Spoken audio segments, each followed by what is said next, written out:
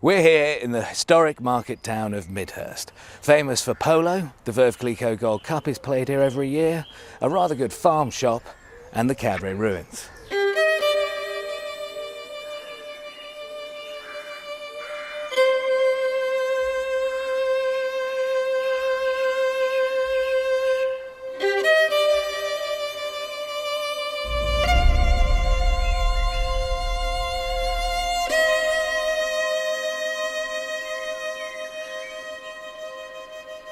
Cowdray House was built in 1287 by Sir John Bohun. He named it Cowdray after the Norman word for the local hazel thickets. In 1532, it was sold to Sir William Fitzwilliam, treasurer to Henry VIII.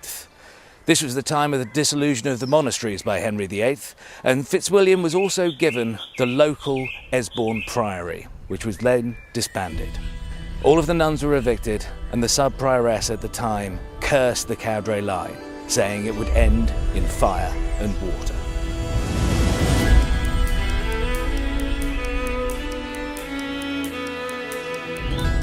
The second Viscount Cowdray was heavily fined when it was discovered that Guy Fawkes had worked at the house just before the Gunpowder Plot. The third Viscount Cowdray supported the Royalists during the Civil War. In retribution, parliamentary troops occupied the house for 7 years. After this, the house was extensively remodelled, but the family ran out of money. This led the 8th Viscount Cowdray to propose marriage to the eldest daughter of Sir Thomas Coutts, the wealthy banker, and the Cowdrays' money worries over. And then tragedy struck. On the 23rd of September 1793, fire took hold in the house. Very quickly, the entire property was ablaze, and it smouldered for 2 weeks. Then came the sad news from Switzerland, where the 8th Viscount was on holiday. He had drowned in a boating accident. So was this the curse of fire and water coming to pass? Well, no. The fire and the extent of it was actually caused by a series of blunders. The house was being decorated for the wedding, and workmen didn't extinguish a coal brazier from the night before. Some embers had fallen from the brazier and set fire to wood shavings on the floor. The fire quickly took hold, so no one could do anything except watch the house burn to the ground. But what about the drowning? Well, if the 8th Viscount Cowdray had been alive today, he would have been described probably as an adrenaline junkie.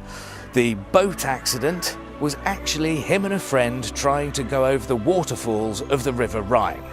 Even today, that would be pretty dangerous. In the 18th century, it was madness.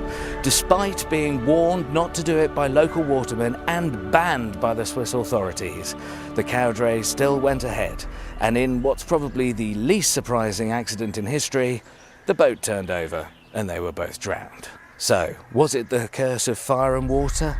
No. It was bad luck and bad judgment. Even though it is such a tragedy that a great Tudor house was lost, the ruins are so iconic, it's impossible to imagine Midhurst without them.